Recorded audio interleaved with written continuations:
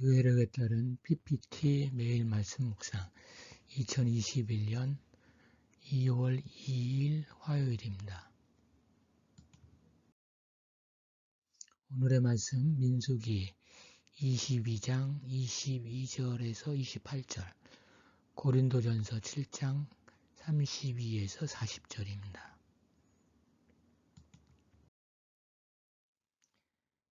사람들 대부분은 끝모를 세상에서 살아갑니다. 현재 자기 행위가 잠시 뒤에 어떤 결과를 가져올지 모르고 행동합니다. 또는 현재 진행하고 있는 일이 앞으로 내 인생에 어떤 결과를 미칠지에 대한 생각은 하지 않고 그저 열심을 냅니다. 인간의 역사를 보아서도 그렇습니다. 세상이 생겨났다면 사라질 때가 있다는 것을 인정하고 싶지 않아서 마치 인류의 종말은 없는 것인 양 외면하며 살아갑니다.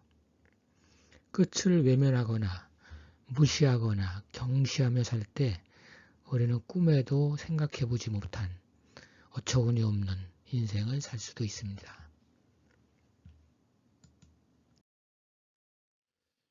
발람은 하나님이 허락하셨다는 핑계를 대고 모압을 향해 떠납니다. 당시에 승용차라고 할 수 있는 나귀를 타고 갔을 것입니다. 그런데 여호와의 천사가 나타나서 그 길을 막습니다. 그뿐 아니라 하나님의 뜻을 거역하는 발람을 죽이려고 합니다. 천사의 출현은 하나님께서 발람이 발락을 찾아가는 것을 허락하시고 이제 와서 왜 이러시나 하는 마음이 들게 합니다.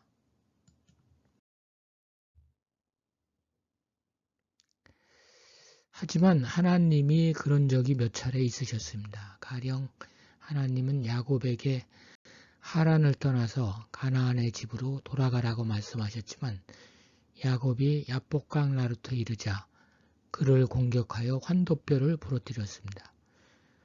또 모세가 하나님의 설득으로 간신히 애굽으로 내려가게 되었을 때 야훼 하나님은 길의 숙소에서 그를 만나 죽이려 하셨습니다. 또 여호수아가 이스라엘을 약속의 땅으로 인도하고 있을 때 야훼의 군대 장관이 손에 칼을 빼어들고 나서서 그 앞을 가로막았습니다. 이런 예들을 보면 하나님은 자기가 지명해서 부른 사람일지라도 언제든지 그를 판단할 수 있는 권리를 지니십니다.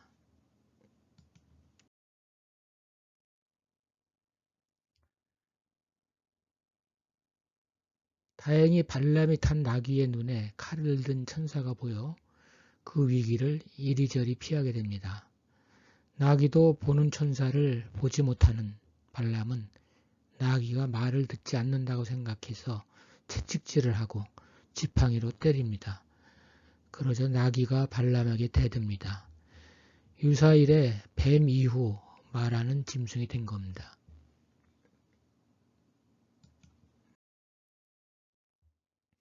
제가 주인 어른께 무슨 잘못을 하였기에 저를 이렇게 3번씩이나 때리십니까? 돈에 끌려 하나님의 뜻을 어기고 발락을 찾아가다가 자기를 죽이려는 천사를 피해 주인을 살리고자 한 나귀를 때리는 짐승만도 못한 사람이 된 겁니다.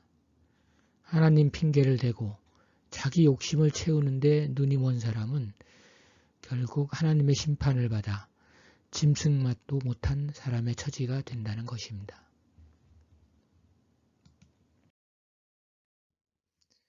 우리 인생은 세상에서 살아가기 때문에 세상의 끝에 대해서도 생각하면서 살아야 합니다. 바울 시대의 대부분의 신자들은 예수 재림의 종말이 임박했다고 생각했습니다. 바울도 당연히 그렇게 생각했습니다. 로마서 13장 11에서 14절입니다. 또한 너희가 이 시기를 알거니와 자다가 깰 때가 벌써 되었으니 이는 이제 우리의 구원이 처음 믿을 때보다 가까웠음이라. 밤이 깊고 낮이 가까웠으니 그러므로 우리가 어둠의 일을 벗고 빛의 갑옷을 입자. 낮에와 같이 단정히 행하고 방탕하거나 술 취하지 말며 음란하거나 호색하지 말며 다투거나 시기하지 말고 오직 주 예수 그리스도로 옷 입고 정욕을 위하여 육신의 일을 도모하지 말라.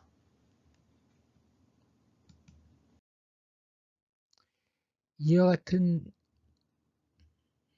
같은 배경에서 결혼 문제에 대해 말하고 있습니다. 바울은 주님의 재림이 임박한 상황에서 결혼을 안 하는 것이 결혼을 하는 것보다 상대적으로 더 낫다고 말합니다. 이유는 결혼을 하면 가정을 갖게 되고 가족들을 돌보아야 하기 때문입니다. 종말이 임박한 상황에서 가정에 매여 마음과 시간을 빼앗길 수 있다는 것입니다. 물론 가정을 돌보는 일이 잘못된 것은 아닙니다.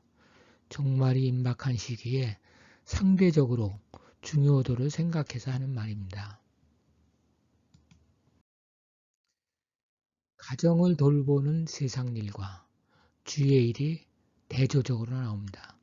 주의 일은 한마디로 교회 일입니다. 즉 바울은 교회의 사명을 주의 일이라고 표현하고 있습니다.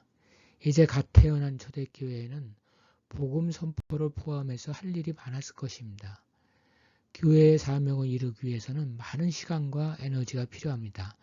당장 주님의 일을 하기에도 시간이 부족한 판에 결혼을 해서 그 시간과 에너지가 분산되지 않았으면 좋겠다는 말입니다. 바울 이후로 시간이 많이 흘렀습니다. 곧 온다는 종말은 아직도 오지 않았고 지금까지 오지 않았으니 언제 올지도 모릅니다.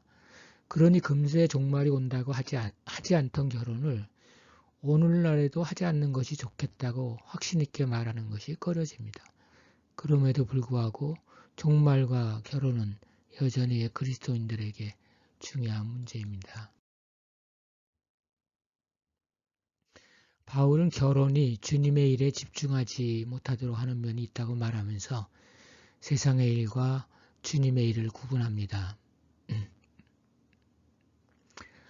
그런데 세상의 일과 주님의 일을 구별하는 자세는 자칫 그리스도인의 삶을 그리스도인답지 못하게, 즉 하나님을 믿는 사람답게 살지 못하게 할 우려도 있습니다.